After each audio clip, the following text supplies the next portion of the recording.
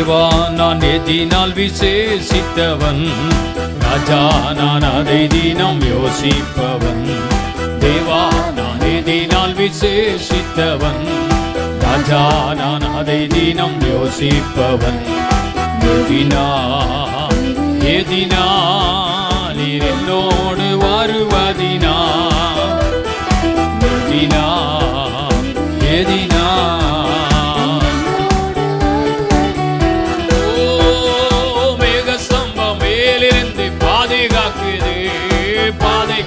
பகலெல்லாம் கூட செல்லுது, மேகஸ்தம்பம் மேலிருந்து பாதுகாக்குது, பகலெல்லாம் கூட செல்லுது. அன்பான தேவன் என்னோடு வருவார், அது போதும் என் வாழ்விலே. அன்பான தேவன் என்னோடு வருவார், அது போதும் என் வாழ்விலே. தேவா நான் எதினால் விசேஷித்தவன், ராஜா நான் அதை தினம் யோசிப்பவன். தேவா நான் எதினால் விசேஷித்தவன்,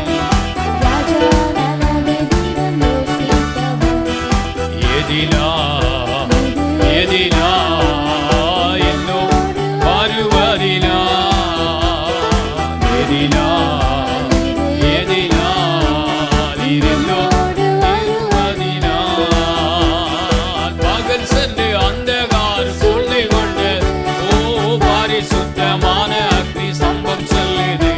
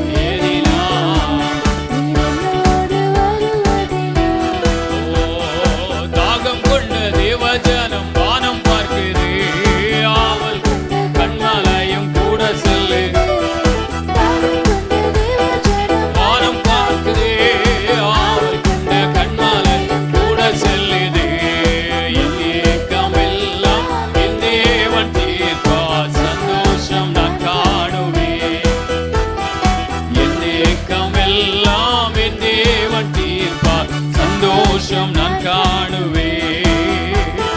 தேவா நான் எதினால் விசேஷித்தவன், ராஜா நான் அதை தினம் யோசிப்பவன்.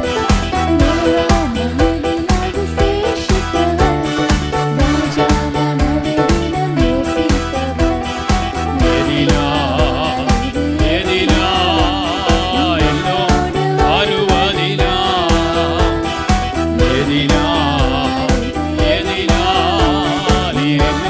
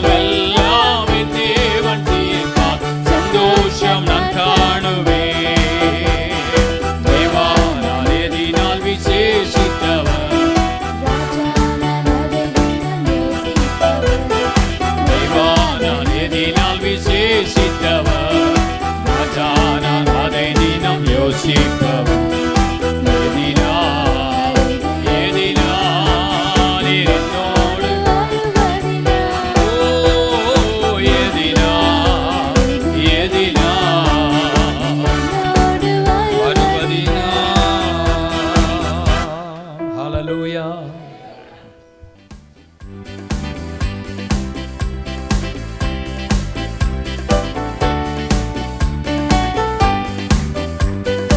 அல்லேலூயா.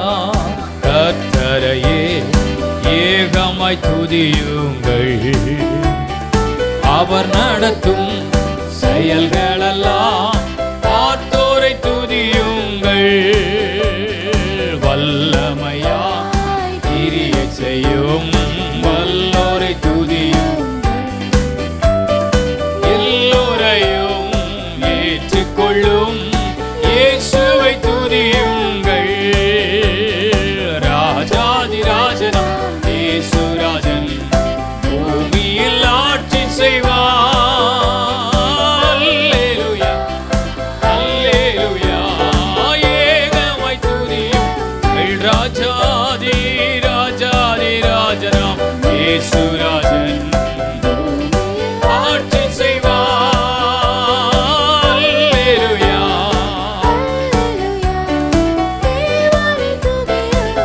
ஓ தம்புரோடும் வீணையோடும் துதியுங்கள், இரத்தத்தினால் பாவங்களை போக்கினார் துதியுங்கள். எக்காளமும் கைத்தாளமும் முழங்கிட துதியுங்கள், எக்காலமும் மாறாதவர் இயேசுவை துதியும். எல்லாரும் கரங்களை தட்டி பாடுங்க. ராஜாதி இயேசுராஜன் பூமி ஆட்சி செய்வார். அல்லேலூயா. ஓ அல்லேலூயா. ஆமென். சூரியனே சந்திரனே தேவனை துதியுங்கள்,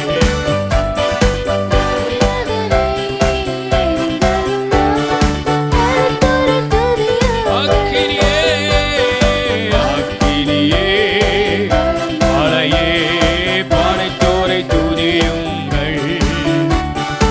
அக்கினியால் மனதை உடைப்போரை துதியுங்கள். ராஜாதிராஜனாம் இயேசுராஜன் பூமியில் ஆட்சி செய்வார். அல்லேலூயா அல்லேலூயா. ராஜாதிராஜனாம் இயேசுராஜன் பூமியில் ஆட்சி செய்வார். ஓ அல்லேலூயா அல்லேலூயா. ஆமென். பிள்ளைகளே வாலிபர் தேவனை துதியுங்கள், வாழ்வதனை அவர் பணிக்கே கொடுத்துரை துதியுங்கள். பெரியவரே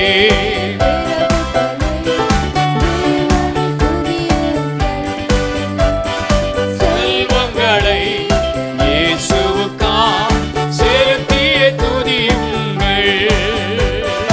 ராஜாதிராஜனாம் இயேசுராஜன் பூமியில் ஆட்சி செய்வார்.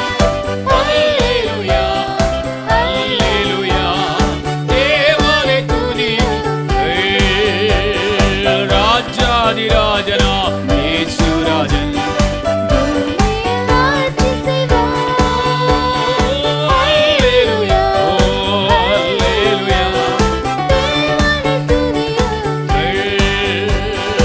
ஆழ்கடலே சமுத்திரமே தேவனை துதியுங்கள்.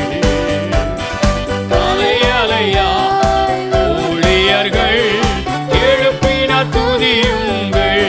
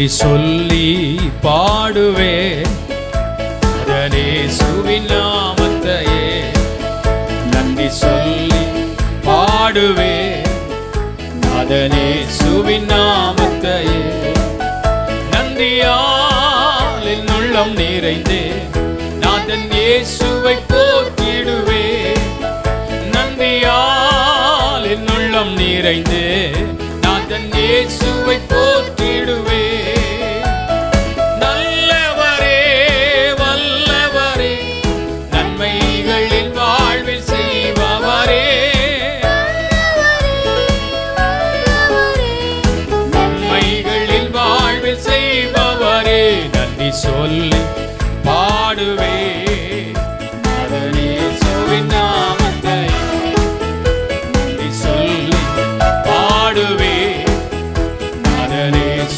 நாமத்தையே கடந்த நாட்கள் முழுவதும் என்னை கண்ணின் மணி போல் உற்சாகமாய் சொல்லுங்க ஆமென் காத்தாரே காரத்தை பிடித்து கைவிடாமல் கனிவாய் என்னை நடத்தினாரே காரத்தை பிடித்து கைவிடாமல் கனிவாய் என்னை நடத்தினாரே நல்லவரே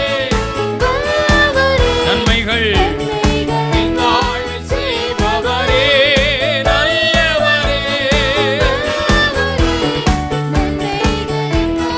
செய்பவரே நன்றி சொல்லி பாடுவே இயேசுவின் நாமத்தை நன்றி சொல்லி பாடுவே இயேசுவின் நாமத்தையே துன்பங்கள் ஏந்த வாழ்வினிலே சூழ்ந்து நெருக்கினாலும் வாழ்வினிலே சூழ்ந்து நெருக்கினாலும் கண்மாலை தேவன் என்னுடன் இருக்க கலக்கமில்லை என் வாழ்வினிலே என்னுடன் இருக்க கலக்கமில்லை என் வாழ்வினிலே நல்லவரே வல்லவரே என் வாழ்வில் செய்பவரே வல்லவரே நன்மைகளில் வாழ்வில் செய்பவரே நன்றி சொல்லி பாடுவே இயேசுவின் நாமத்தை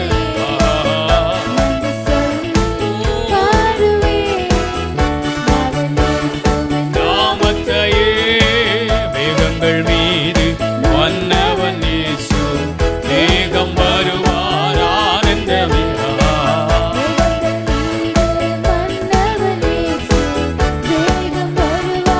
ஆனந்தமே கண்ணீர் துடைத்து பலனை கொடுக்க கர்த்தாதி கர்த்தர் வருகின்றாரே இயேசுவே ஹல்லேலூயா ஓ நல்லவரே வல்லவரே நன்மை என் வாழ்வில் செய்பவரே Thank you, Jesus. நன்மைகளின் வாழ்வில் செய்பவரே நன்றி சொல்லி பாடுவே இயேசுவின் நாமத்தை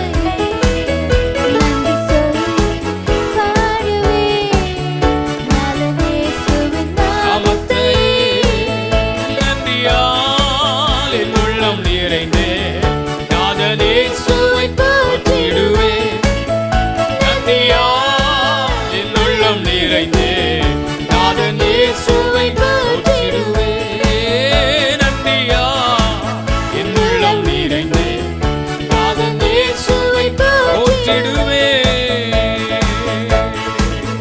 ஹalleluya கரங்களை உயர்த்தி சொல்லுங்க கடந்த நாட்கள் முழுவதும் என்னை கண்ணின் மணி போல் காத்தாரே எல்லாரும் இப்படி எழும்பி நின்று சொல்லுங்க கரத்தை பிடித்து கைவிடாமல் கனிவாய் என்னை நடத்தினாரே உனக்கு துணையாய் இருக்கிறேன். உன் வலது கரத்தை பிடித்து சொன்னார், நான் உனக்கு துணையாய் இருக்கிறேன். ஹல்லேலூயா. அவர்தான் நமக்கு துணையாக இருந்தவர். அவர் நமக்கு பலனாக இருந்தவர். அற்புதமாக நம்மை நடத்தினவர். ஆண்டவருக்கு அப்படி நம்ம நன்றி சொல்ல வேண்டும். மீண்டும் சொல்ல போகிறோம். கடந்த நாட்கள் முழுவதும் என்னை கண்ணின் மணி போல் காத்தாரே. கரத்தை பிடித்து கைவிடாமல் கனிவாய் என்னை நடத்தினாரே. கரத்தை பிடித்து கைவிடாமல் கனிவாய் என்னை நடத்தினாரே. சொல்ல முடியுமா? ஆண்டவரே, ஒவ்வொரு நாளும் எங்களை கரம் பிடித்து நீ நடத்தினி. ஒவ்வொரு நாளும் உம்முடைய கிருபையினால எங்களை பாதுகாத்தி. ஹல்லேலூயா. அந்த தேவனுக்கு நன்றி நிறைந்த இருதயத்தோட, அந்த தேவனுக்கு நன்றி நிறைந்த இருதயத்தோட உம்மை நாங்கள் ஆராதிக்க வந்திருக்கிறோம். உம்மை நாங்கள் துதிக்க வந்திருக்கிறோம். ஓ கரத்தை பிடித்து கைவிடாமல் கனிவாய் என்னை நடத்தினார். மறுபடியும் சொல்லுவோம். கரத்தை பிடித்து இயேசுயா கனிவாய் கண்மலை தேவன், கண்மலை தேவன் என்னுடன் இருக்க கலக்கமில்லை என் வாழ்வினிலே. கண்மலை இயேசுயா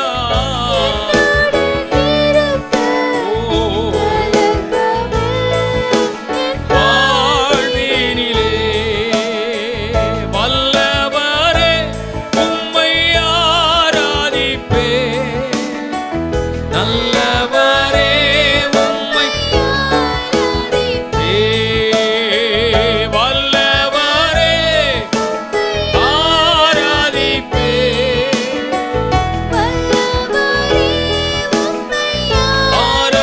ஆராதிப்பேன், ஆராதிப்பேன், ஆராதிப்பேன்.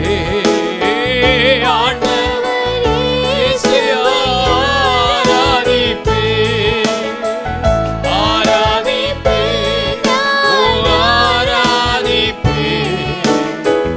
ஆண்டவர் இயேசுவை பரிசுத்த உள்ளத்தோடு, பரிசுத்த உள்ளத்தோடு ஆராதிப்பேன். பணிந்து குனிந்து ஆராதிப்பேன். இயேசுவே ஹல்லேலூயா. குனிந்து ஆராதிப்பேன், ஆராதிப்பேன், ஆராதிப்பேன். ஆண்டவர் நன்றி. ஆராதிப்பேன், ஆராதிப்பேன்,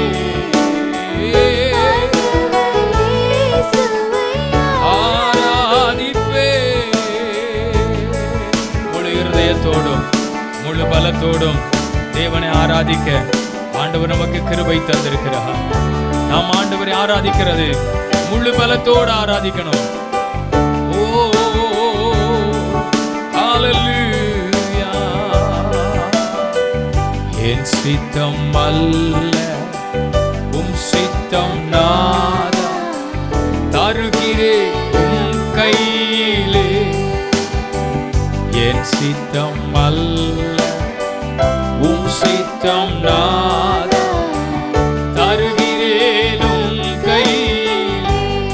என்னை தருகிறேன், தருகிறேன் உம் கரத்தில். என்னை படைக்கிறேன், படைக்கிறேன் உம் பாதத்தில். என்னை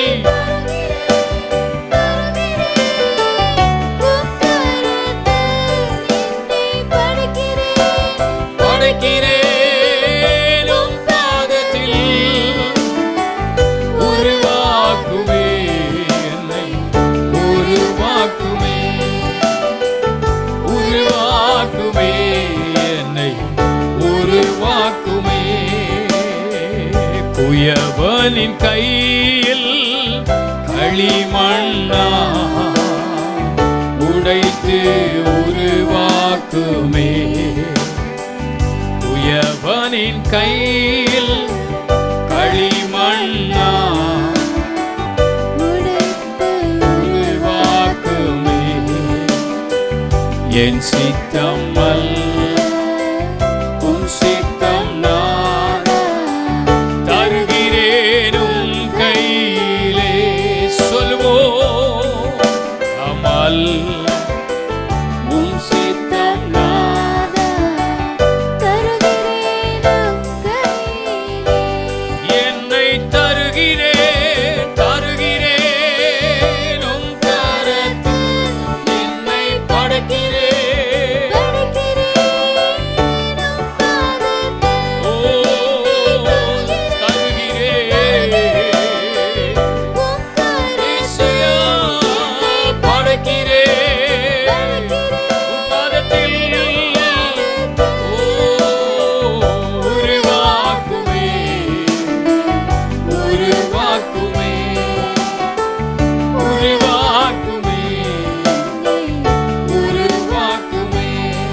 ஒவ்வொரு நாளும் தேவ சமூகத்தில் நம்மளை உருவாக்கி நம்மளை பயன்படுத்துகிற ஆண்டவர் நம்முடைய ஆண்டவர்.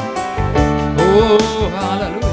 இந்த காலவெளியில கர்த்தரை நம்ம ஆராதிக்க வந்திருக்கிறோம் என்றால் இந்த உலகம் செய்யாததை, இந்த உலகம் கொடுக்காததை, இந்த உலகம் தராததை இயேசு தந்திருக்கிறார். ஹல்லேலூயா.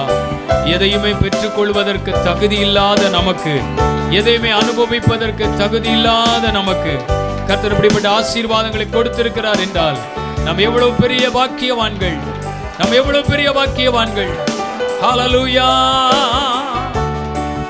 ஓ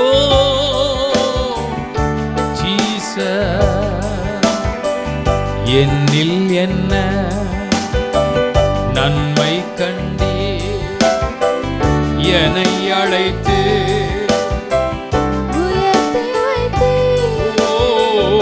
என்னில் என்ன நன்மை கண்டீ என்னை அழைத்து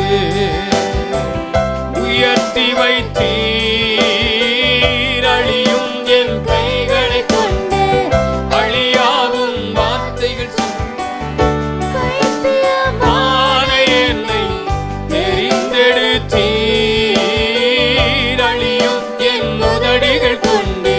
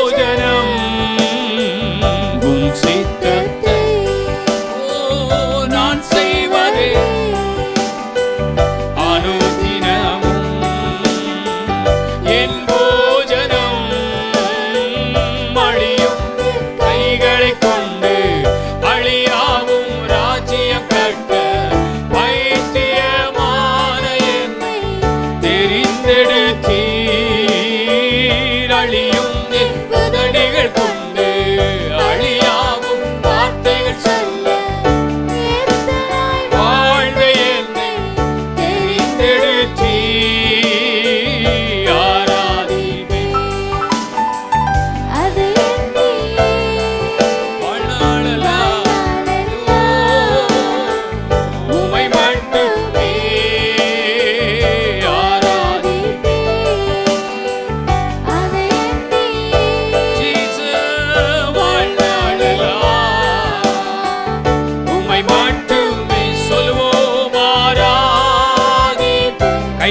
உயர்த்தி இயேசுவே ஆராதிப்பே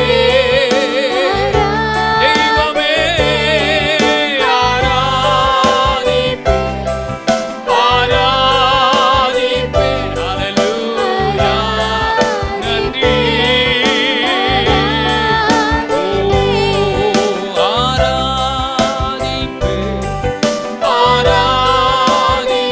உண்மையாய் கர்த்தரை தொழுது கொள்ளும் பொழுது, கர்த்தரை ஆராதிக்கும் பொழுது அப்படி மகிமையின் பிரசன்னம்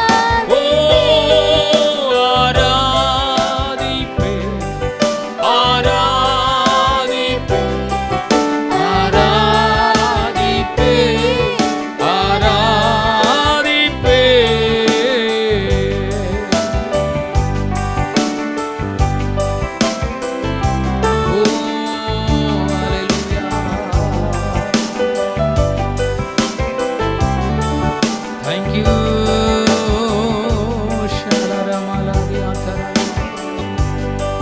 எத்தனை நல்லவர், எத்தனை நல்லவர், எத்தனை நல்லவர்.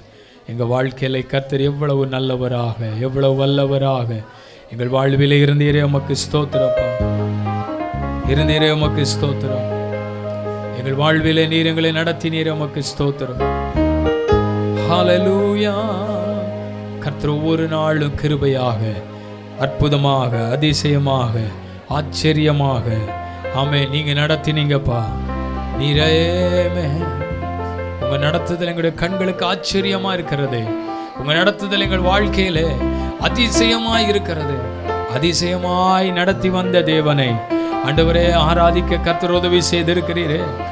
ஹல்லேலூயா ஹல்லேலூயா. ஓ ஜீவ தண்ணீரே ஆவியானவரே வற்றாத நதி போல வாரும் போதகரே. ஆமென். ஒரு நதி பாய்ந்து போய் தோட்டத்தை செழிப்பாக்கிட்டு என்று எழுதியிருக்கிறது. ஆமென். செழிப்புக்கு காரணம் அந்த நதிதான்.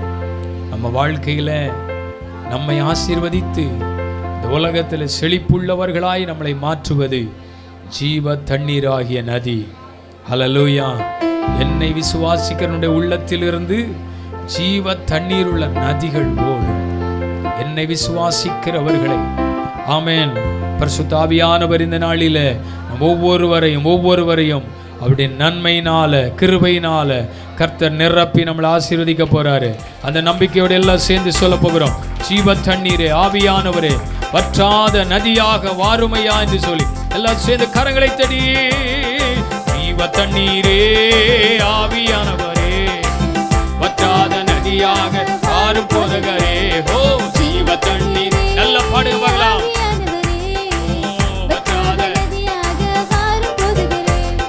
வருமையா போதகரே வருமையா போதகரே வற்றாத ஜீவ நதியாக வற்றாத ஜீவ நதியாக ஜீவ தண்ணீரே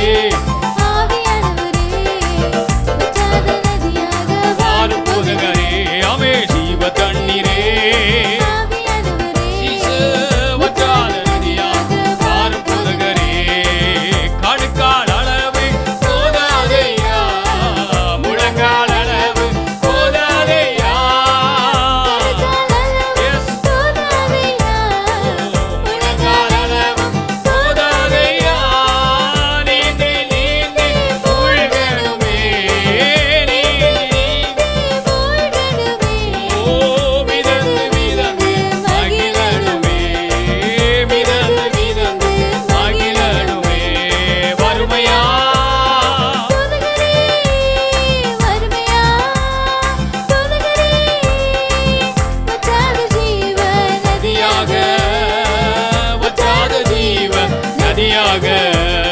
ஜீவ தண்ணீரே ஆவியானவரே வற்றாத நதியாக வாரும் போதகரே.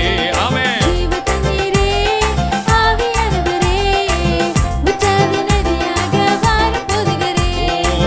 போகும் இடமெல்லாம் ஆரோக்கியமே பாயும் இடமெல்லாம் பரிசுத்தமே. போகும் இடமெல்லாம் ஆரோக்கியமே பாயும் இடமெல்லாம் பரிசுத்தமே.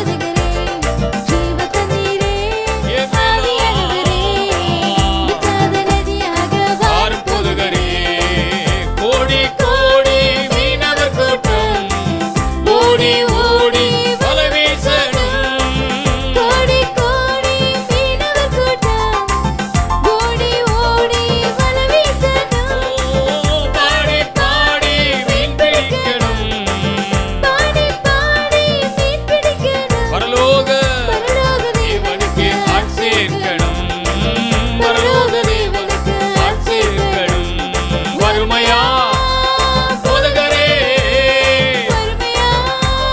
போதகரே, வற்றாத ஜீவ நதியாக, வற்றாத ஜீவ நதியாக, ஜீவ தண்ணீரே, வற்றாத நதி, ஆமே ஜீவ தண்ணீரே, வாரும் போதகரே, ஜீவ தண்ணீரே, பரிசுத்த ஆவியானவரே, வாரும் போதகரே, ஜீவ தண்ணீரே, வாரும் போதகரே. நல்ல கரங்களை தட்டி கொஞ்ச நேரம் ஆவியிலே நிறைந்து ஜீவ தண்ணீரின் அனுபவங்கள் வாழ்விலே பெரிய மாற்றத்தை, பெரிய அற்புதத்தை நமக்குள்ளே செய்கிறது. எல்லாம் நல்ல கையை தட்டி கொஞ்ச நேரம் ஸ்தோத்திரம் பண்ணுங்க. ஹல்லேலூயா. இந்த நதி பாயும் இடமெல்லாம் உங்களுக்கு ஆரோக்கியம், உங்களுக்கு செழிப்பு. ஓ ஹல்லேலூயா. வறட்சிகள் எல்லாம் எப்போ வளமாக மாறும் தெரியுமா? காடானது எப்போ செழிப்பாக மாறும் தெரியுமா? ஜீவ தண்ணீராகிய நதி பாய்ந்து வரும் பொழுது. ஹல்லேலூயா. வறண்டு போன நிலைகளை, வறட்சியான நிலைகளை செழிப்புள்ள நிலங்களாக மாற்ற கர்த்தரால் மட்டும்தான் முடியும். பாழானவைகளை பயிர் நிலமாக்க ஆண்டவரால் மட்டும்தான் முடியும். ஓ கர்த்தர் அப்படி முடிய பிள்ளைகளை நீங்க மாற்ற போறதுக்கு ஸ்தோத்திரம், மாற்ற போறதுக்கு ஸ்தோத்திரம். கிருபை உள்ள கரம் தொடர்ந்து இருப்பதாக கர்த்தர் நடத்துவீராக. ஆண்டுடைய கரங்களை ஒப்பு கொடுக்கிறோம். விதியான நேரங்களில் நம்முடைய பிரசனம் எங்களை அற்புதமாய் நடத்தி செல்லட்டும். இயேசுவின் மூலம் ஜெபங்களும் நல்ல பிதாவே, ஆமென். 50வது சங்கீதத்தை நாம் மாறி மாறி வாசிப்போம்.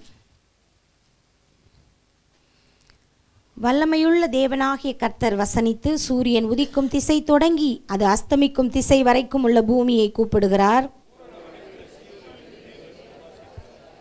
நம்முடைய தேவன் வருவார், மௌனமாயிரார். அவருக்கு முன் அக்கினி பட்சிக்கும், அவரை சுற்றிலும் மகா புசல் கொந்தளிப்பாயிருக்கும்.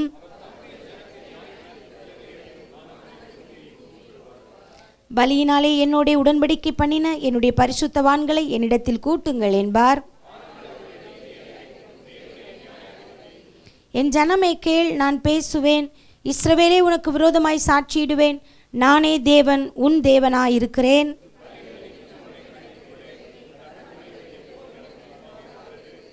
உன் வீட்டிலிருந்து காளைகளையும் உன் தொழுவங்களிலிருந்து ஆட்டுக்கடாக்களையும் நான் வாங்கிக் கொள்வதில்லை.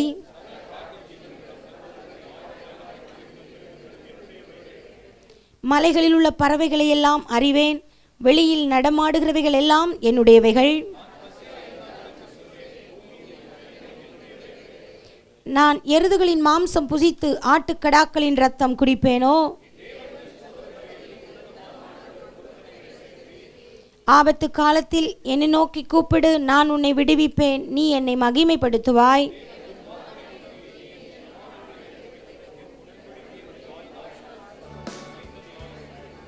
சிற்சையை நீ பகைத்து என் வார்த்தைகளை உனக்கு பின்னாக எரிந்து போடுகிறாய்.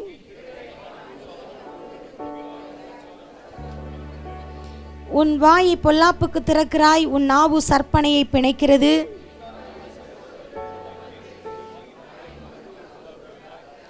இவைகளை நீ செய்யும்போது நான் மௌனமாயிருந்தேன். உன்னை போல் நானும் இருப்பேன் என்று நினைவு கொண்டாய்.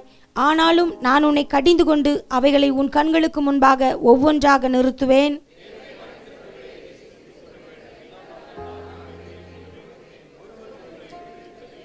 சேர்ந்து வாசிப்போம். ஸ்தோத்திர பலியிடுகிறவன் என்னை மகிமைப்படுத்துகிறான். தன் வழியை செவ்வைப்படுத்துகிறவனுக்கு தேவனுடைய ரட்சிப்பை வெளிப்படுத்துவேன் என்று சொல்லுகிறார். ஆமேன். உட்காருவோம். நம்முடைய கர்த்தர் நல்லவர். இப்பொழுது நாம் கர்த்தருக்காய் கொடுக்கிற நேரம். நம்முடைய காணிக்கைகளை, நம்முடைய தசம பாகங்களை நம்முடைய கரத்தில் எடுத்துக்கொண்டும் ஜெபத்தோடும் விசுவாசத்தோடும் கர்த்தருக்கென்று கொடுத்து, கர்த்தருக்கென்று விதைத்து அதனுடைய ஒரு பெரிய அறுவடையை நம்ம பார்க்க போகிறோம். தேவனுடைய சமூகத்திலே நம்ம ஜெபிப்போம். நன்றி செலுத்துகிறோம் ஆண்டவரே. இந்த நேரத்திலும் உம்முடைய பிள்ளைகள் கர்த்தருக்கு கொடுக்கிற காணிக்கையை ஆசீர்வதியும் ஆண்டவரே. காணிக்கைகளை கொடுப்பது என்பது விதைக்கிறதற்கு சமமாய் வேதத்திலே சொல்லப்பட்டிருக்கிறதே ஆண்டவரே. இவர்கள் உண்மையோடும் உத்தமத்தோடும் உம்முடைய ஊழியத்திற்கென்று விதைக்கிறபடினால் இதற்குரிய பிரதிபலன்களை தங்கள் வாழ்க்கையிலே பல மடங்கு 100 மடங்கு பெற்றுக்கொள்ள ஆவியானவர் அனுக்கிரகம் பண்ணுவீராக. உண்மையுள்ள மனுஷன் பரிபூர்ண ஆசீர்வாதங்களை பெறுவான் என்ற வசனத்தின்படியும், கொஞ்சத்தில் நீ உண்மையாயிருந்தால் உன்னை அநேகத்தில் அதிகாரியாய் வைப்பேன் என்ற வாக்கு தத்தத்தின்படியும், இயேசுவின் நாமத்தில் உம்முடைய பிள்ளைகளுடைய வாழ்க்கையிலே பரிபூர்ண ஆசீர்வாதங்கள் பரிபூர்ண நன்மைகள் கடந்து வருவதாக. ஆண்டவரே, இவர்கள் கையிட்டு செய்கிற எல்லா வேலைகளிலும் இவருடைய எல்லா முயற்சிகளிலும் எல்லா பிரயாசங்களிலும் நீதியின் விளைச்சலை கர்த்தர் வர்த்திக்க பண்ணுங்கப்பா. உம்முடைய பிள்ளைகள் எல்லாவற்றிலும் வாழ்ந்து சுகமாயிருக்கட்டும் என்று உம்முடைய சன்னிதானத்தில் நின்று நாங்கள் உம்முடைய பிள்ளைகளை ஆசீர்வதிக்கிறோம். நன்மையும் கிருபையும் தொடர்வதாக. இதன் மூலம் உம்முடைய நாம மகிமைப்படணும், உங்கள் ராஜ்யம் கட்டியெழுப்பப்படணும், உங்கள் திட்டங்கள் நிறைவேறணும். உங்கள் கரத்தில் ஒப்பு கொடுத்து ஜெபித்து ஆசீர்வதிக்கிறோம் இயேசுவின் மூலம் பிதாவே. ஆமேன் ஆமேன். இப்பொழுது நம்ம ஒரு பாடலை பாடுகிற பொழுது கர்த்தருக்காக நாம் கொடுக்கலாம்.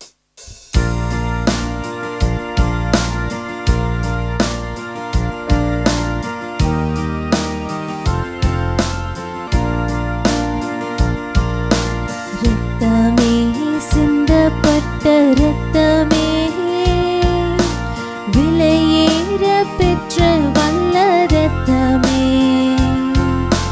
இயேசு கிறிஸ்துவின் ரத்தமே, எனக்கு விலையாக சிந்தப்பட்டதே. ரத்தமே சிந்தப்பட்ட ரத்தமே, விலையேற பெற்ற வல்ல ரத்தமே, இயேசு கிறிஸ்துவின் ரத்தமே, எனக்கு விலையாக சிந்தப்பட்டதே. ரத்தமே சிந்தப்பட்ட ரத்தமே, விலையேற பெற்ற ரத்தமே, ரத்தமே சிந்தப்பட்ட ரத்தமே, எனக்கு விலையாக சிந்தப்பட்டதே. ரத்தமே சிந்தப்பட்ட ரத்தமே, விலையேற பெற்ற ரத்தமே, ரத்தமே சிந்தப்பட்ட ரத்தமே, எனக்கு விலையாக சிந்தப்பட்டதே. பாவங்கள் யாவையும் கழுவி என்னை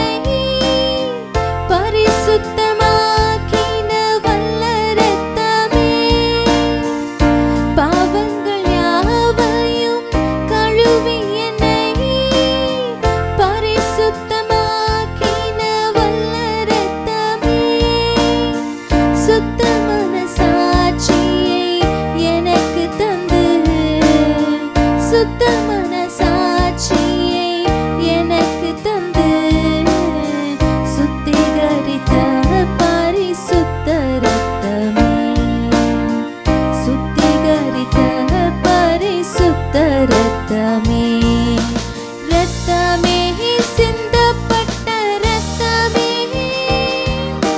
விலையேற பெற்ற ரத்தமே,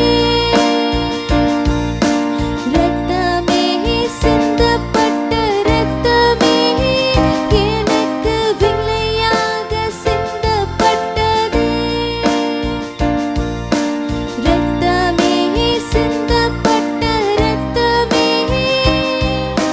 விலையேற பெற்ற ரத்தமே, ரத்தமே சிந்தப்பட்ட ரத்தமே, எனக்கு விலையாக சிந்தப்பட்டதே.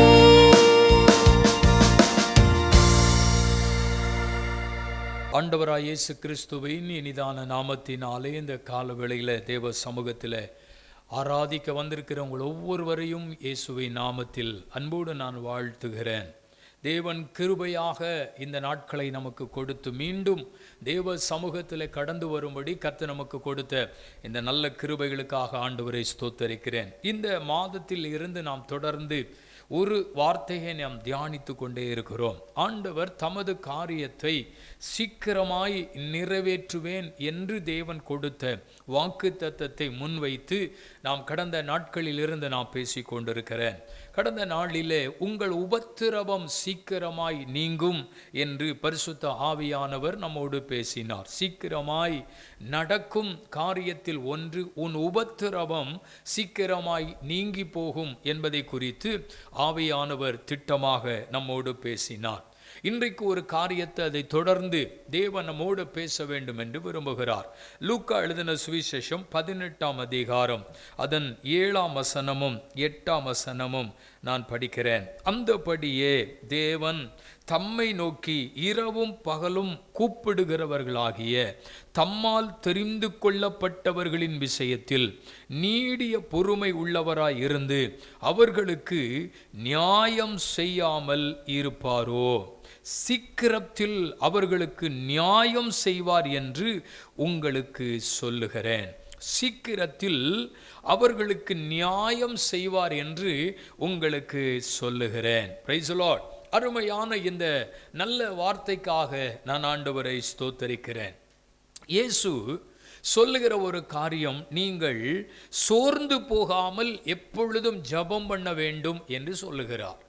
நீங்கள் எப்பொழுதும் ஜெபிக்க வேண்டும் என்கிற ஒரு காரியத்தை தம்முடைய ஜனங்களுக்கு ஆண்டவர் சொல்லுகிற ஒரு விஷயத்தை படிக்கிறோம். ஜெபத்தை குறித்து, ஜெபத்தினுடைய மேன்மையை குறித்து, ஜெபம் ஏதோ ஒரு தேவைக்காக அல்ல, எந்த நேரத்திலும் ஜெபிக்கிறவர்களாக இருக்க வேண்டும் என்று அறிவுரையாக ஒரு காரியத்தை சொல்லிவிட்டு அந்த ஜெபத்திற்கு பின்னாலே அந்த ஜெபத்தினுடைய மகிமையான ஒரு காரியத்தையும் அவர் சொல்லுகிறார். பாருங்கள், ஒரு ஓமையாக ஒரு காரியம் சொல்லப்படுகிறதை நாம் இங்கே வாசிக்கிறோம். ஒரு பட்டணத்தில் ஒரு நியாயாதிபதி இருந்தான். அதே பட்டணத்திலே ஒரு விதவையும் இருக்கிறாள். பாருங்கள், அந்த அந்த மனுஷனுக்கு அந்த பட்டணத்திலே வாழ்கிற அந்த மனுஷனுடைய வாழ்க்கையில பாருங்கள், ஒரு எதிராளியான ஒரு மனுஷன், இந்த விதவைக்கு எதிராளியான ஒரு மனுஷன் என்று நாம் அங்கே படிக்கிறோம். அந்த பட்டணத்தில் ஒரு விதவையும் இருந்தாள்.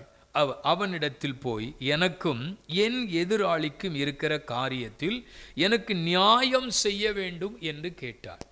ஒரு நியாயாதிபதி இருக்கிறாரு அந்த பட்டணத்தில் ஒரு பணக்காரர் இருக்கிறாரு, ஒரு வசதி படைத்த மனிதன் இருக்கிறார் என்று வைத்துக் கொள்ளுங்கள். அந்த பட்டணத்திலே ஒரு விதவையும் இருக்கிறாள். அந்த விதவைக்கும் அந்த மனுஷனுக்கும் ஒரு பிரச்சனை இருக்கிறது. இந்த பிரச்சனைகளை தீர்த்து கொள்வதற்கு முடியவில்லை. என்ன செய்கிறார்? அந்த பட்டணத்தில் இருக்கிற நியாயாதிபதியின் இடத்துல வந்து சொல்கிற, ஐயா, இந்த பிரச்சனை ரொம்ப நாளாக போய்கிட்டே இருக்கு, அநேக நாட்களாக இந்த காரியங்கள் இப்படி நடந்து கொண்டிருக்கிறது, எனக்கு ஒரு நீதி வேண்டும் என்று கேட்கிற யார்? அந்த விதவை. அந்த விதவை என்ன கேட்கிறாள் பாருங்கள், எனக்கு ஒரு நியாயம் வேண்டும், இல்லாவிட்டால் எனக்கு ஒரு நீதி வேண்டும் என்று கேட்கிறாள். கவனிங்கள், இப்போ பாருங்க, உலகம் எந்த பக்கம் சார்ந்து இருக்கும், உலகம் எந்த பக்கமாக இணைஞ்சிருக்கும்? எப்பவுமே பொதுவாகவே வசதி படைத்தவர்கள், பணம் இருக்கிறவர்கள், பணம் படைத்தவர்கள் பக்கமாகத்தான் எப்பவுமே நீதி நியாயங்கள் இருக்கும். உலகம் சாஞ்சிருக்கும். அப்போ இவள் விதவை, இவளுக்கு ஆள் இல்லை, இவள்கிட்ட பணம் இல்லை, இவளுடைய வாழ்க்கையினுடைய நிலைமை எப்படி இருக்கிறது பாருங்கள். ஒத்தாசைக்கு ஆட்கள் இல்லை, உதவி செய்வதற்கு ஆட்கள் இல்லை. யாராயிலும் தனக்கு உதவி செய்வார்கள், ஒருவர் வரமாட்டாங்க. அவள் ஒரு தனித்து விடப்பட்டவள். ஒருவேளை அவள் ஏழை விதவை, அவளுக்கு என்ன வசதி இருந்திருக்கும்? அப்போ அவளுக்கு ஒரு நீதி வேண்டும், அவளுக்கு ஒரு நியாயம் வேண்டும். ஆகவே அந்த நியாயாதிபதியினிடத்தில் போய் எனக்கு ஒரு நீதி வேண்டும் என்று கேட்கும் பொழுது அவன் பாருங்க நீதி செய்ய முடியவில்லை. என்ன செய்திருப்பார் அந்த நியாயாதிபதி? இந்த மனுஷனுக்காகவே அவன் காரியங்களை செய்வதை நினைத்திருக்க முடியும். இவள் விதவை தானே, இவளுக்கு யாருமே இல்லையே, இவகிட்ட பணம் இல்லையே என்று சொல்லி பாருங்க அவளை உதாசீனப்படுத்தி அப்படியே அவள் சொல்லுகிற காரியத்தை கேட்கவில்லையாம். இப்படியே காலங்கள் போகிறது. ஆனால் அந்த ஸ்திரீயானவள் என்ன செய்கிறாள்? விடவில்லை. அந்த நியாயாதிபதியை விடவில்லை. நீண்ட நாள் பிரச்சனை, எனக்கு ரொம்ப நாளாக இந்த காரியம் நடந்துகிட்டு இருக்கு, ஆனால் எனக்கு இதுக்கு ஒரு முடிவு வரணும், இந்த காரியத்தில் எனக்கு ஒரு காரியம் நடக்கணும், எனக்கு ஒரு அனுகூலம் உண்டாகணும் அப்படின்னு அவள் போய் அந்த மனுஷனை தொந்தரவு செய்து கொண்டே இருந்தாள். விடாமல் தொந்தரவு செய்தாள். பிரியமானவர்களே, பாருங்கள், ஒருவேளை இவர் இன்றைக்கு பார்க்க முடியாது, இவர் இன்றைக்கு பிஸியாக இருக்கிறாரு என்றெல்லாம் சொல்லி பார்த்திருப்பார்கள். ஆனால் அவள் விடவில்லை. இதுக்கு ஒரு நியாயம் வேணும், இதுக்கு ஒரு நீதி வேணும், நான் விடமாட்டேன் அப்படின்னு சொல்லி தொந்தரவு செய்து கொண்டே இருக்கிறாள். அப்போ அதில் என்ன சொல்லப்படுகிறது என்றால், அவள் செய்கிற தொந்தரவின் நிமித்தம், அதனுடைய 5ஆம் வசனம், இந்த விதவை என்னை எப்பொழுதும் தொந்தரவு செய்கிறபடினால் இவள் அடிக்கடி வந்து என்னை அலட்டாதபடிக்கு இவளுக்கு நியாயம் செய்ய வேண்டும் என்று தனக்குள்ளே சொல்லி கொண்டான் என்று எழுதியிருக்கிறது. பாருங்க, இதில் ஒரு விஷயத்தை கவனிக்கணும். அவள் விடாமல் தொந்தரவு செய்தாள், அவள் அலட்டி கொண்டிருக்கிறாள்.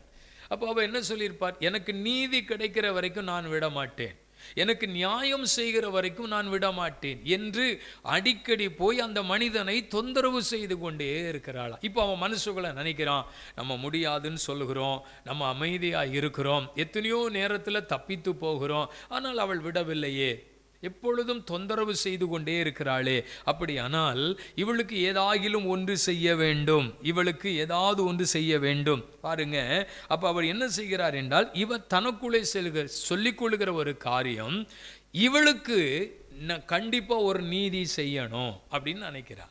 பிரியமான தேவ பிள்ளைகளே, இந்த ஓமையான ஒரு காரியத்தை சொல்லிவிட்டு தான் இயேசு சொல்லுகிறார், ஒரு அநீதி உள்ள ஒரு மனுஷனிடத்தில் ஒரு காரியத்தை தொந்தரவு செய்யும் பொழுது, இல்லாவிட்டால் விடாமல் கேட்கும் பொழுது, அவன் அதற்கு நியாயம் செய்வானே ஆனால், அவன் அதற்கு நியாயம் செய்வாரே ஆனால், எது நிமித்தம்? தன்னை எப்பொழுதும் தொந்தரவு செய்கிறது நிமித்தம். ஒரு மனிதன் இறங்கி விட்டான், அப்போ இவளுக்கு ஏதாவது செஞ்சுதான் ஆகணும், இவளுக்கு ஏதாகிலும் நம்ம பண்ணி தான் ஆகணும் அப்படிங்கிற ஒரு நிலைமை அந்த மனுஷனுக்குள்ள வரும்பொழுது அவர் சொல்லுகிறார், ஒரு அநீதி உள்ள ஒரு மனுஷனே ஒருவருக்கு இறங்கணும்னு ஒரு எண்ணம் வரும்பொழுது, தேவன் தம்மை நோக்கி கூப்பிடுகிற யாவருக்கும், அதுவும் தம்மால் தெரிந்து கொள்ளப்பட்டவர்களின் விஷயத்தில் அவர் நீடிய பொறுமை உள்ளவர்களாய் இருந்து அவர்களுக்கு நியாயம் செய்யாமல் இருப்பாரோ? சீக்கிரத்தில் அவர்களுக்கு நியாயம் செய்வார் என்று உங்களுக்கு சொல்லுகிறேன். இன்றைக்கு தேவன் நமக்கு கொடுக்கிற ஒரு நல்ல தீர்க்கமான வார்த்தை, சீக்கிரமாய் நியாயம் செய்வார். Praise the Lord. சீக்கிரமாய் நியாயம் செய்கிற கர்த்தர். பிரியமான தேவனுடைய பிள்ளைகளே, தேவன் தமது காரியத்தை இந்த பூமியிலே சீக்கிரமாய் நிறைவேற்றி முடிப்பார். எனக்கு நீண்ட நாட்களாக, நீண்ட காலங்களாக இந்த விஷயம் தொடர்ந்து கொண்டிருக்கிறது, எனக்கு ஒரு நீதி இல்லையே என்று நீங்கள் நினைத்து கொண்டிருக்கலாம். ஒருவேளை உங்கள் காரியங்கள் அநேகரிடத்தில் பேசப்பட்டு அதை கவனிக்காமல் இருக்கலாம்.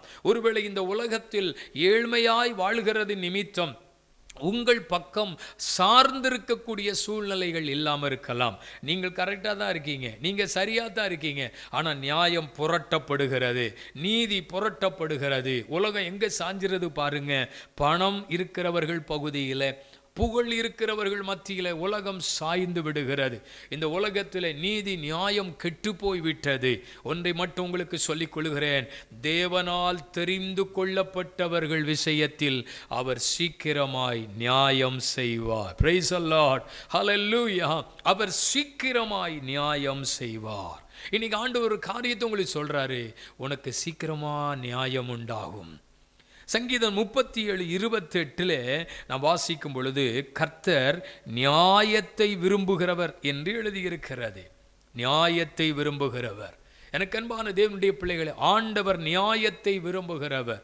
ஒருவேளை உங்கள் பக்கத்தில் எல்லாம் உங்களுக்கு சரியாக இருந்திருக்கலாம், உங்கள் பகுதியில் எந்த தவறும் இல்லாமல் இருந்திருக்கலாம், உங்கள் பக்கத்தில் எல்லா டாக்குமெண்ட்டும் கரெக்டாக இருக்கலாம், உங்கள் பக்கத்தில் நீங்கள் எந்த தப்பும் செய்யாமல் இருக்கலாம். ஆனால் வேண்டுமென்றே உங்கள் மேலே பழி சுமத்தப்பட்டு, வேண்டுமென்றே அருமை உங்களுக்கு எதிரான காரியங்களை செய்து இன்றைக்கு நீதி கிடைக்காமல், நியாயம் கிடைக்காமல் ஒருவேளை நீங்கள் தத்தளித்து தத்தளித்து கொண்டிருக்கிறீர்களா? நியாயம் புரட்டப்பட்டு விட்டதா? வேதம் சொல்லுகிறது, ஒரு அநீதி உள்ள ஒரு மனிதனுக்கு ஒருவன் இறங்குவானானால் என்னால் தெரிந்து கொள்ளப்பட்ட என் பிள்ளைகளுக்கு நான் நியாயம் செய்ய மாட்டேனா? உன் பக்கம் நீதி இருக்கு, உன் பக்கம் நியாயம் இருக்கு, உன் மேல எந்த தப்பும் இல்லை, உன் மேல எந்த தவறும் இல்லை. ஆனா உனக்கு நீதி கிடைக்கல, ஆனா உனக்கு நியாயம் கிடைக்கல, நியாயம் புரட்டப்படுகிறது. திரும்ப திரும்ப சில காரியங்கள் உங்களுக்கு எதிராக நடக்கிறது என்று வருத்தப்படுகிறீர்களா? பரிசுத்த ஆவியானவர் சொல்லுகிறார், நான் சீக்கிரத்தில் உனக்கு நியாயம் செய்வேன், சீக்கிரத்தில் நான் நியாயம் செய்வேன். கவனிங்கள், ஆண்டவர் யாருக்கு சீக்கிரத்தில் நியாயம் செய்ய போகிறார்? எப்படிப்பட்டவர்களுக்கு? வேதம் அதில் எழுதியிருக்கிறது, தம்மால் தெரிந்து கொள்ளப்பட்டவர்களுடைய விஷயத்தில்.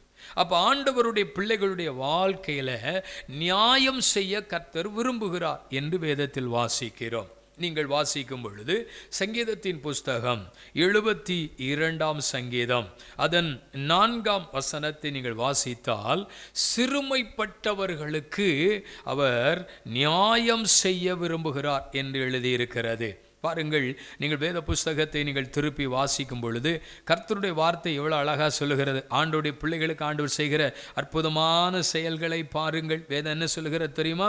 ஜனத்தில் சிறுமைப்பட்டவர்களை அவர் நியாயம் விசாரித்து ஏழையின் பிள்ளைகளை ரட்சித்து இடுக்கண் செய்கிறவனை நொறுக்குவார். சிறுமைப்படுகிறவர்களுக்கு அவர் நியாயம் செய்கிற கர்த்தர், சிறுமைப்பட்டவர்களுக்கு அவர் நியாயம் செய்கிற கர்த்தர். கவனிங்கள், நீதிமொழி 29 அதிகாரம் அதன் 26 வசனத்தை நீங்கள் படித்தால், நியாயம் கர்த்தராலே வரும் என்று எழுதியிருக்கிறது. நியாயம் கர்த்தராலே வரும் என்று வாசிக்கிறோம். தேவனுடைய பிள்ளைகளே, இன்றைக்கு ஆண்டவர் உங்களுக்கு சொல்லுகிறார், உலகத்தின் பார்வையில், சமுதாயத்தின் பார்வையில் சிறுமைப்பட்டவர்களாய், யாருமே மதிக்கக்கூடிய அளவுக்கு இல்லாதவர்களாய், ஒருவேளை நீங்கள் பல ரீதியில் ஒடுக்கப்பட்டவர்களாய் நீங்கள் உங்கள் வாழ்க்கையில் இருப்பீர்கள் என்றால், இன்னைக்கு கர்த்தர் சொல்றாரு, சிறுமைப்பட்டவர்களுக்கு அவர் நியாயம் செய்வார் சீக்கிரத்திலே.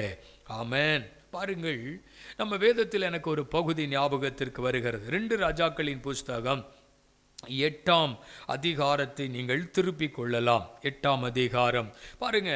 இந்த 8 அதிகாரத்தின் துவக்கத்திலே நம்ம படிக்கும் பொழுது, தேவனுடைய மனிதனாகிய எலிசா சூனேம் ஊராகிய அந்த ஸ்திரியை பார்த்து ஒரு காரியம் சொல்லுகிறார். ஒரு பயங்கரமான பஞ்சம் தேசத்தில் வரப்போகிறது. ஒரு 7 வருஷம் ஒரு பயங்கரமான பஞ்சம் வரப்போகிறது. அதனால நீ இந்த தேசத்தில் இருந்து வெளியே போய் தப்பித்துக்கொள், பிழைத்துக்கொள், கொடுமையான ஒரு பஞ்சம் ஆரம்பிக்க போகிறது என்று சொல்லியிருந்தாள். ஆகவே இந்த ஸ்திரீயானவள் அந்த பஞ்ச நாட்களில் அந்த தேசத்தை விட்டு அவள் வெளியே போய்விட்டாள். பாருங்கள், காலங்கள் கடந்து போகிறது. 7 வருஷம் அந்த பஞ்ச நாட்கள் முடிந்த பின்பு அந்த தேசத்திற்கு அவள் வருகிறாள். அந்த தேசத்திற்கு வருகிறாள். ஏற்கனவே அந்த தேசத்திலே அவளுக்கு பாருங்கள் எல்லா ஆசீர்வாதங்களும் நன்மைகளும் இருந்திருக்கிறது. அந்த தேசத்திலே அவள் பல நிலைகளிலே வாழ்ந்து இருந்தவள் என்று சொல்லலாம். கர்த்தருக்கு ஸ்தோத்திரம். திரும்பி தேசத்திற்கு வருகிறாள். அந்த நாட்களிலே அவள் தேசத்திற்கு வருகின்ற காலங்களில் தன்னுடைய இடத்தை, தனக்கு உண்டான காரியங்களை தேடும் பொழுது அவளுக்கு அது கிடைக்கவில்லை. வருஷங்கள் கடந்து போயிட்டு என்ன நடந்ததுன்னு தெரில. இப்போ ஒரு காரியம் அவளுக்கு வேணும், இப்போ ஒரு காரியம் நடக்கணும்னு நினைக்கிறாள். அப்படி ஒரு பக்கம் இருக்க, இன்னொரு பக்கத்தில் ராஜாவினிடத்தில் கேயாசி பேசி கொண்டிருக்கிறார். 2 பேரும் பேசி கொண்டிருக்கிறாங்க. எலிசா தீர்க்கதரிசியின் மூலமாய் நடந்த சில காரியங்களை, சில சம்பவங்களை பேசிக்கிட்டே இருக்காங்க. அப்போது எலிசாவின் காலத்தில் நடந்த இந்த அற்புதம், இந்த சூனமியாளுக்கு நடந்ததான ஒரு அற்புதம் பாருங்க. அந்த வீட்டில் தேவனுடைய மனிதன் போய் இருந்தார். அந்த வீட்டில் தேவ மனுஷன் போய் இருந்த பிற்பாடு குழந்தை இல்லாமல் குழந்தை பிறந்தது. அப்புறம் ஒரு நாள் அந்த பிள்ளை கொஞ்சம் காலத்துக்கு அப்புறம் ஒரு நாள் வியாதிப்பட்டது, மரித்து போய்விட்டது. தேவனுடைய மனுஷன் போனார், அந்த பிள்ளைய உயிரோடு எழுப்பிட்டாரு. இப்படி ஒரு பயங்கரமான அற்புதம் தீர்க்கதரிசியினுடைய காலத்தில் நடந்தது அப்படின்னு ராஜாவிட்ட சொல்லிக்கிட்டு இருக்கிறார். அப்படி சொல்லிக்கிட்டு இருக்கிற நேரத்தில் இந்த ஸ்திரீயானவள் ஒரு நியாயத்திற்காக, ஒரு நீதிக்காக அங்கே போகிறாள். அங்கே போன உடனே இந்த கேயாசி ஷாக் ஆயிட்டான். பாருங்க. அப்போ இவர் போய் நிற்கிற உடனே அவள் சொல்றாரு, ராஜாவே, நான் உமக்கு சொன்னேன் அல்லவா, ஒரு சம்பவம் தீர்க்கதரிசியின் காலத்தில் ஒரு சம்பவம் நடந்தது என்று ஒரு ஸ்திரீயை குறித்து சொன்னேன் அல்லவா, அது வேறு யாரும் அல்ல, இந்த ஸ்திரீ தான் அப்படின்னு சொல்லுகிறார். நல்ல கவனிங்க. அப்போ நீங்க வேதத்தில் படிக்கும் பொழுது அவளுடைய நிலைகளை அங்கே எழுதப்பட்டிருக்கிறது. அவளுக்கு ஒரு காரியம் நடக்கணும். என்னன்னு கேட்குறாங்க. அப்போ என்ன நடக்கணும், என்ன வேண்டும், எதற்காக தேடி வந்திருக்கிறாய் என்று சொல்லுகிற நேரத்தில் என்ன சம்பவிக்கிறது? நீங்கள் நான் இப்படி தீர்க்கதரிசி சொன்னார், இந்த தேசத்தில் பஞ்சம் வரும்னு சொன்னார், நான் தேசத்தை விட்டு நான் வெளியே போனேன், இப்போ நான் திரும்பி வந்திருக்கிறேன், என்னுடைய நிலங்கள் என்னுடைய இடங்கள் இப்போ எங்கே இருக்குன்னு தெரியல, யார் எடுத்தாங்கன்னு தெரியல, எனக்கு ஒரு நியாயம் வேண்டும், எனக்கு ஒரு நீதி வேண்டும் என்று கேட்கிறாள். பாருங்கள், அந்த ராஜா என்ன செய்கிறார் தெரியுமா? உடனே ஆள் அனுப்பி இவளுடைய அந்த இடத்தையும், இந்த 7 ஆண்டுகள் யார் அதில் அந்த இடத்தை எடுத்தார்கள், அதில் பயிர் செய்தார்கள், அதில் என்ன நன்மைகள் இந்த 7 வருஷம் நடந்தா என்ன கிடைத்திருக்குமோ, இது எல்லாவற்றையும் இவளுக்கு கொடுக்கும்படிக்கு நீங்கள் அதை ஏற்பாடு செய்ய வேண்டும். அதை கவனிங்கள். ஒருவேளை அவளுடைய வாழ்க்கையில் இப்போ ஒரு நியாயத்திற்காக, ஒரு நீதிக்காக ராஜாவினிடத்தில் போகும் பொழுது அந்த காரியம் அவளுக்கு சம்பவிக்கிறது, இந்த காரியம் அவளுக்கு கிடைக்கிறது. தேவனுடைய பிள்ளைகளே, சிறுமைப்பட்டவர்களுக்கு நியாயம் உண்டு. சிறுமைப்பட்டவர்களுக்கு நியாயம் செய்ய தேவன் வல்லவராய் இருக்கிறார். எதினாலே நல்லா கவனிங்க. ஒரு வசனம் நம்ம வாசிக்க போகிறோம். எபிரேயருக்கு எழுதின நிருபம் 6ஆம் அதிகாரம் 10ஆம் வசனத்தை நம்ம படிக்க போகிறோம். என்ன படிக்கிறோம்? பரிசுத்தவான்களுக்கு ஊழியம் செய்கிறதினால் தமது நாமத்திற்காக காண்பித்த பிரயாசத்தை மறந்துவிட தேவன் அநீதி உள்ளவர் அல்ல. நல்லா கவனிங்க. இந்த வசனம் என்ன சொல்லுகிறது? பரிசுத்தவான்களுக்கு ஊழியம் செய்வதினாலே தமது நாமத்திற்காக காண்பித்த பிரயாசத்தை அவர் ஒரு நாளும் மறந்து விடுவதற்கு அநீதி உள்ளவர் அல்ல. நன்றை கவனிங்கள். இவளுக்கு ராஜாவின் கண்களிலே தயவு கிடைத்து ஒரு நியாயம் எதினால் கிடைத்தது என்றால், பரிசுத்தவான்களுக்கு செய்த ஊழியம், தமது நாமத்திற்கு காண்பிக்கப்பட்ட பிரயாசம். அதை கவனிங்கள். ஒரு மனிதன், ஒரு தேவ மனிதன் தேவனுடைய காரியமாக, தேவனுக்குரிய காரியமாக எதை செய்கிறார்களோ அதை அவர் மறக்கிற தெய்வம் அல்ல. இப்போ நான் இதில் இருந்து ஒரு காரியத்தை சொல்ல விரும்புகிறேன். இந்த ஸ்திரீயானவள் பரிசுத்தவான்களுக்கு செய்த ஊழியம். என்ன ஊழியம் செய்தாள்? வேதம் சொல்லுகிறது, அந்த தேவ மனிதனாய் எலிசா அந்த ஊருக்கு போன பொழுது இந்த ஸ்திரீயானவள் தன் வீட்டிலே வரவழைத்து அவருக்கு அடிக்கடி விருந்து கொடுத்து வந்தார். இவர் தேவனுடைய மனுஷன், இவர் பரிசுத்தவான் என்பதை நான் அறிவேன். பாருங்க. அப்போ அந்த ஸ்திரீ கனம் பொருந்திய ஸ்திரீ. அவள் ஒரு வாழ்க்கையில் மிகவும் பின்தங்கிய நிலையில் வாழ்ந்தவள் அல்ல. இப்போ அவளுடைய இருதயத்தில் இப்படி ஒரு எண்ணம் வருது, இந்த தேவனுடைய மனுஷன் வரும் பொழுதெல்லாம் நம்ம வீட்டில் வந்து தங்கி போகிறது, இல்லாவிட்டால் நம்ம அந்த பரிசுத்தவானுக்கு செய்கிற ஒரு ஊழியம் நமக்கு ஒரு பெரிய ஆசீர்வாதம் என்று அவள் நினைக்கிறாள். அதனால அந்த வீட்டில் மாடி வீடு எடுக்கப்பட்டு தேவ மனுஷன் அந்த மாடி வீட்டில் தங்க வைத்து உணவு கொடுத்து அவளை விசாரிக்கக்கூடிய ஒரு ஊழியத்தை அவள் செய்கிறாள். எது நிமித்தம்? இவர் தேவனுடைய மனுஷன், இவர் பரிசுத்தவான் அப்படிங்கிற நிலையில தங்க வீட்டில் தங்க வச்சிருக்கிறாங்க. அதனால தான் அந்த தேவ மனுஷன் கேட்கிறார், நான் வந்து போகிறேன், இந்த வீட்டிற்கு வருகிறேன், இங்கே ஒரு குறைவு இருக்கிறதை நான் பார்க்கிறேன், அப்படியானால் ஆண்டவர் இந்த வீட்டின் குறைகளை நிறைவாக்குவார், இந்த வீட்டுக்குள்ள ஒரு அற்புதம் என்ன செய்யும், நடக்கும் அப்படின்னு அவர் சொல்றாரு. அதுக்கப்புறம் தான் குழந்தை பிறக்குது. அதுக்கப்புறம் தான் ஆண்டவருடைய அற்புதமான செயல்கள் அங்கே நடக்கிறது.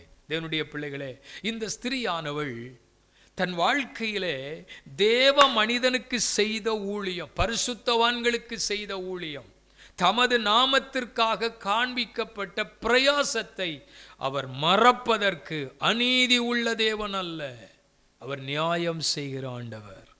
ஒன்றை புரிந்து கொள்ளுங்கள், சீக்கிரத்தில் அவர் யாருக்கு நியாயம் செய்வார்? நம் ஆண்டவருக்காக செய்கிற விஷயங்கள், தேவனுக்கு அடுத்த காரியத்தில் நம்ம செய்கிற ஒவ்வொரு விஷயத்தையும் மறக்கிற தெய்வம் அல்ல, மறக்கிற தெய்வம் அல்ல. ஒரு மனிதன் நம்மிடத்தில் உதவி வாங்குகிறான், சில நேரங்களில் மறந்து போகிறான். சில உதவியை சில மனிதர்கள் மறந்து போவார்கள், சில நன்மையை மறந்து போவார்கள்.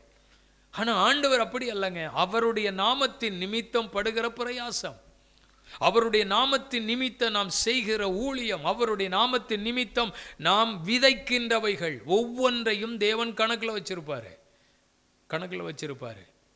நன்றை கவனியுங்கள். நம்ம கர்த்தருக்காக, தேவனுடைய ராஜ்யத்திற்காக, தேவ ராஜ்யத்தை கட்டி எழுப்புவதற்காக நம்ம விதைக்கிறோமே, நம்ம கொடுக்கிறோமே, நம்ம தேவ சமூகத்தில் உண்மை உள்ளவர்களாக இருக்கிறோமே, இது எல்லாவற்றையும் கர்த்தர் கணக்கில் வைத்திருப்பார்.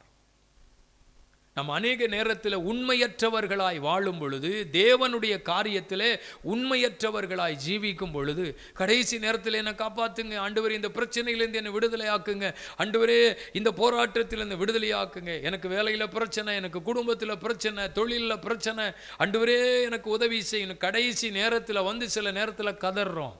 நான் சொல்கிறேன், தேவனுக்கு அடுத்த காரியத்தை செய்வதில் உண்மை உள்ளவர்களாய் இருந்தால், உங்களுக்கு ஒரு பிரச்சனை வரும்போதில் அதில் நியாயம் செய்ய அவர் உண்மை உள்ளவர்.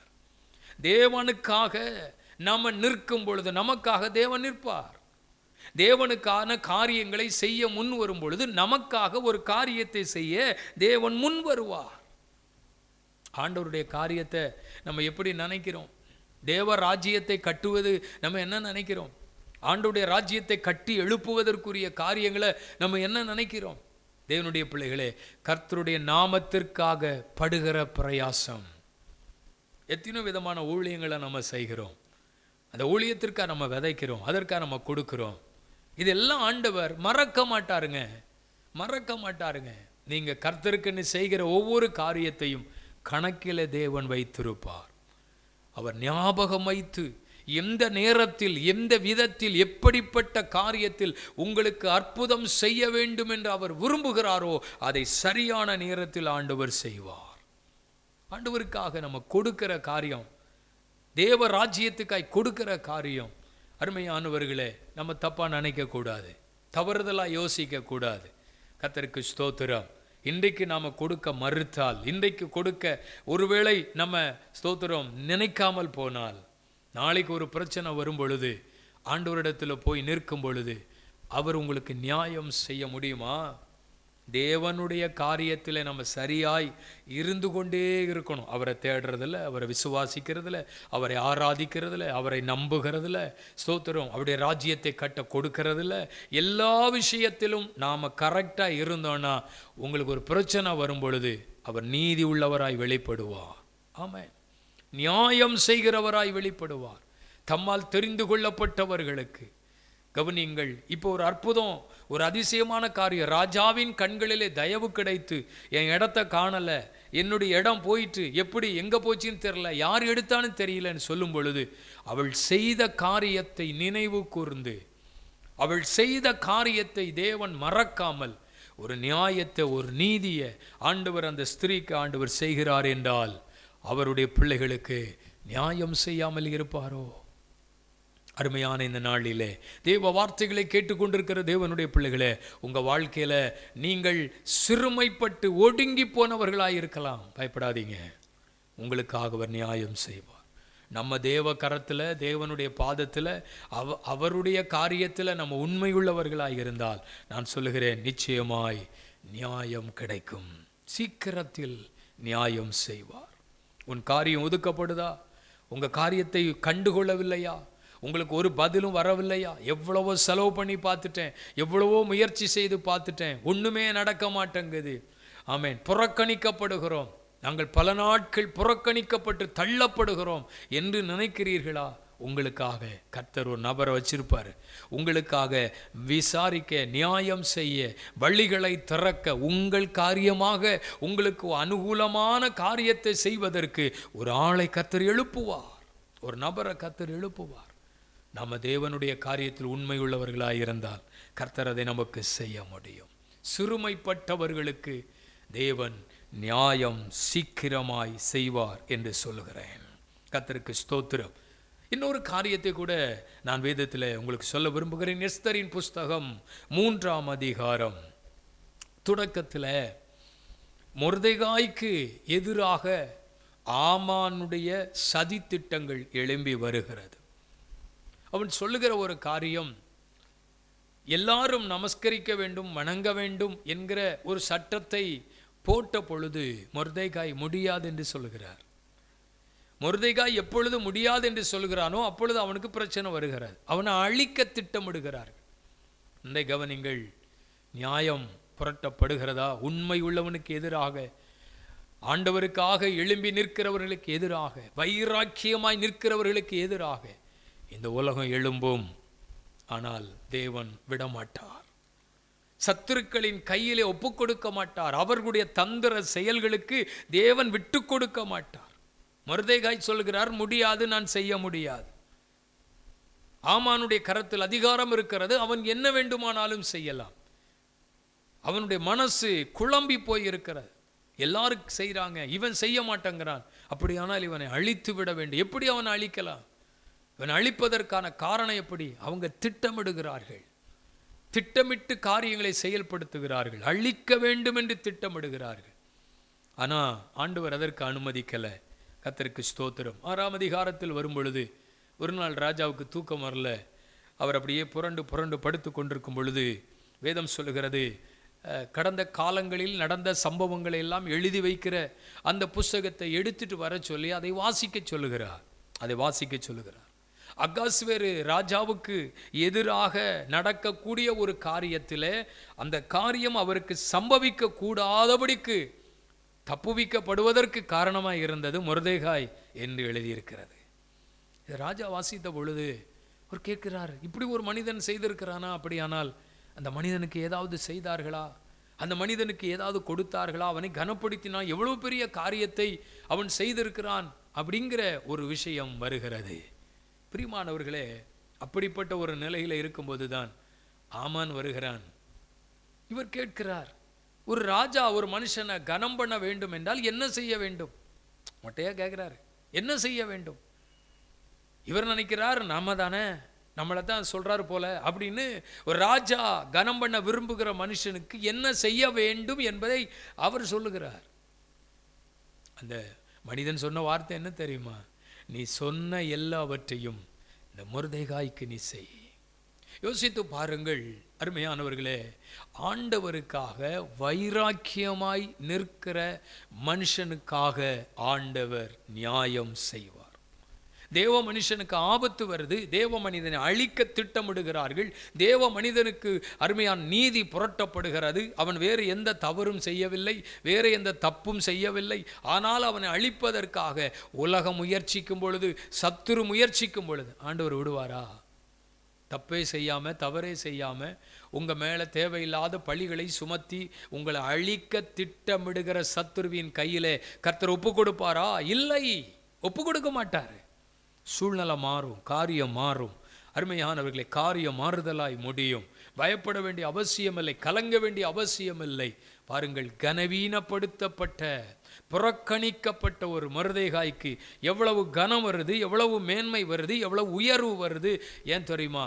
தேவனுக்கு அடுத்த காரியத்தில் வைராக்கியம் உள்ளவனாயிருந்தான். உங்களுக்கு நியாயம் கிடைக்கணுமா? ஆண்டவருடைய காரியத்தில் கரெக்டாக இருங்க, அவருடைய விஷயத்தில் உண்மையாக இருங்க, ஆண்டவருக்காக வைராக்கியமாக நில்லுங்க. உலகம் என்ன சொல்லும்? எல்லாரும் செய்கிறாங்க, நம்ம செய்யணும். எல்லாரும் பின்பற்றுறாங்க, நம்ம பின்பற்றணும். எல்லாரும் இதைத்தானே செய்கிறாங்க, நம்ம மட்டும் ஏன் செய்யக்கூடாது? அவங்க கூடவே நம்ம செஞ்சிருவோமே. வேண்டாம், வேண்டாம். உங்களுக்குள் பரிசுத்த ஆவியானவர் இருக்கிறார், உங்களோடு தேவன் இருக்கிறார், உங்களை நடத்துகிற கர்த்தர் இருக்கிறார். எல்லாரும் செய்வதைப் போல செய்ய வேண்டிய அவசியமில்லை. கர்த்தர் எப்படி நடத்துகிறாரோ, என்ன சொல்லுகிறாரோ அதை செய்ய நம்ம வாழ்க்கையில் பழகிட்டோன்னா, நான் சொல்கிறேன், நீதி உள்ளவர் நமக்கு எப்பொழுதும் நம்ம பக்கத்தில் நிற்பார். நியாயம் செய்கிற தேவன் எப்பவும் நம்ம பக்கத்தில் இருப்பார். உன் வைராக்கியம் மனுஷனுடைய பார்வையில் கனவீனமாக தெரியும், ஆனால் கர்த்தருடைய பார்வையில் அது விலையேறப்பெற்றதாக இருக்கும்.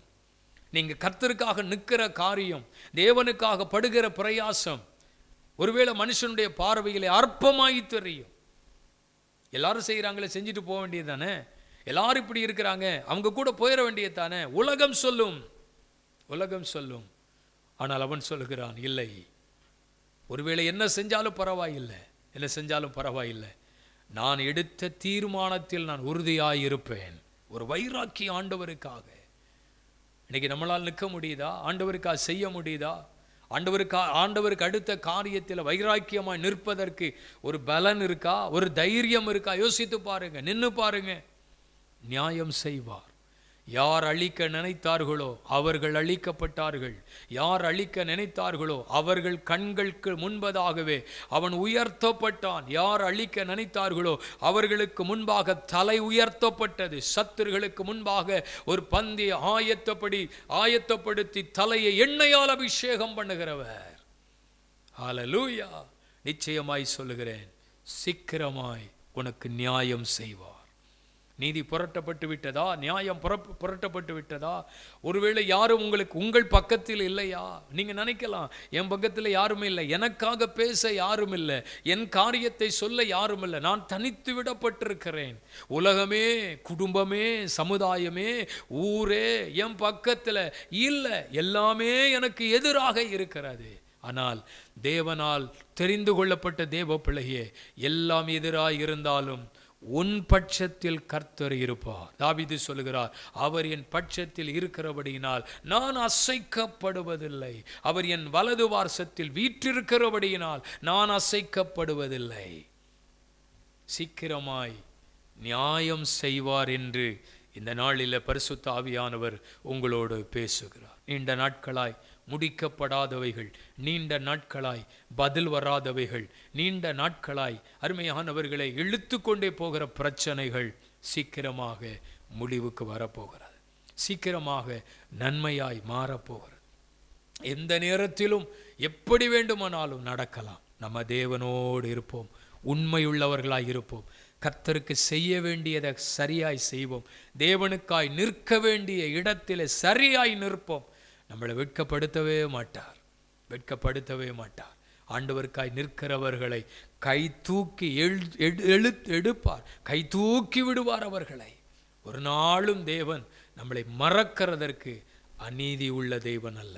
தேவனுக்காக எந்த காரியத்தை செய்தாலும் அதை ஞாபகத்தில் வைத்து அதில் ஒரு நன்மையை செய்வாரே தவிர, ஆமென், அதில் ஒரு அற்புதத்தை செய்வாரே தவிர, அதில் ஒரு வழியை திறப்பாரே தவிர, அதில் ஒரு கனத்தை தருவாரே தவிர, ஒரு நாளும் நமக்கு எதிரான காரியங்கள் அருமையா நடக்க தேவன் விடமாட்டார். அனுகூலமாக இருந்து காரியத்தை சீக்கிரமாய் செய்து முடிப்பார். ஜெபம் பண்ணுவோமா? இந்த நாளிலே கர்த்தருடைய வார்த்தைகளை கேட்ட ஒவ்வொரு தேவனுடைய பிள்ளைகளும் இன்னைக்கு ஒரு தீர்மானத்தோடு ஜெபிக்க போகிறோம். தேவனுடைய காரியங்களிலே சரியாய் இருக்கிறோமா? தேவனுக்காக வைராக்கியமாய் நிற்கிறோமா? யோசித்து பாருங்கள். தளர்ந்து விடாதிருங்கள், மனம் தளர்ந்து விடாதிருங்கள்.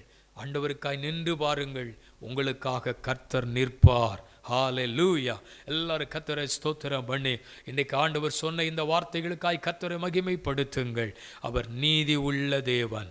ஒரு அநீதி உள்ள மனுஷன் கூட தன்னை தொந்தரவு செய்யும் பொழுது அவனுக்கு இறங்க வேண்டும் என்கிற ஒரு எண்ணம் இருக்குமானால் அவருடைய பிள்ளைகளுடைய விஷயத்திலே, அவர்களுடைய ஜனத்தினுடைய விஷயத்தில் அவர் எப்படிங்க அற்புதம் செய்யாமல் இருப்பார்? ஜெபிக்கிற எனக்கு அற்புதம் நடக்காதா? ஜெபிக்கிற எனக்கு நன்மை நடக்காதா? ஜெபிக்கிற எனக்கு தேவன் காரியத்தை செய்ய மாட்டாரா? நீண்ட காலமாக நான் போராடி ஜெபித்து கொண்டிருக்கிறேனே, கர்த்தர் எனக்கு அதை செய்ய மாட்டாரா என்று சொல்லி ஆண்டவர் கேட்கிறாரே, ஆண்டவருடைய சமூகத்தில் சொல்லுகிறாயே, இன்றைக்கு கர்த்தர் உனக்காக யாவையும் செய்ய கர்த்தர் விரும்புகிறார். ஒரு அற்புதம் உனக்கு நடக்க போகிறது. மனம் சோர்ந்து போனீங்களா? மனம் தளர்ந்து போனீர்களா? இன்னைக்கு கர்த்தர் சொல்லுகிறார், நான் நியாயம் செய்வேன். நீதி உலகத்தில் புரட்டப்பட்டிருக்கலாம், உலக மனுஷனால் புரட்டி போட்டிருக்கலாம். நான் எந்த தீமையும் செய்யலை, நான் நன்மையை மட்டும்தான் செய்தேன். ஆனால் என் பக்கமாக எல்லா பிரச்சனையும் திரும்பிட்டு நினைக்கிறீங்களா? கர்த்தர் நீதி உள்ளவராய் வெளிப்படுவார். உங்களோட தேவன் இருக்கிறதை உங்கள் சத்துருக்கள் காண்பார்கள். உன் ஜெபம் கேட்கப்பட்டு உனக்கு ஒரு நன்மை உண்டாயிருக்கிறதை உன் சத்துருக்கள் காண்பார்கள். கர்த்தர் அதை நிச்சயமாக உம்முடைய பிள்ளைகளுக்கு செய்ய போகிறதற்காக ஸ்தோத்திரம். உம்முடைய கரங்களில் ஒப்பு கொடுக்கிறேன். உம்முடைய பிள்ளைகள் ஒவ்வொருவரை ஆசீர்வதிங்க. ஆண்டவருடைய ஆசீர்வாதத்தின் கரம் உம்முடைய பிள்ளைகளோடு இருக்கட்டும். நன்மையான எல்லா ஈவுகளையும் பரத்திலிருந்து கொடும். இந்த வாரம் முழுவதும் உம்முடைய நன்மை உம்முடைய பிள்ளைகளுக்கு உண்டாகட்டும். ஆசீர்வாதங்கள் உண்டாகட்டும். என்னென்ன காரியங்களில் அற்புதங்கள் நடக்க நினைக்கிறார்களோ அத்தனை அற்புதங்கள் உம்முடைய பிள்ளைகளுக்கு நடக்கட்டும் என்று உம்முடைய பிள்ளைகளை நான் ஆசீர்வதிக்கிறேன், ஆசீர்வதித்து அனுப்புகிறேன். இரட்சகர் இயேசு கிறிஸ்துவின் நாமத்தில் ஜெபிக்கிறோம் ஜீவனுள்ள நல்ல பிதாவே. ஆமென், ஆமென்.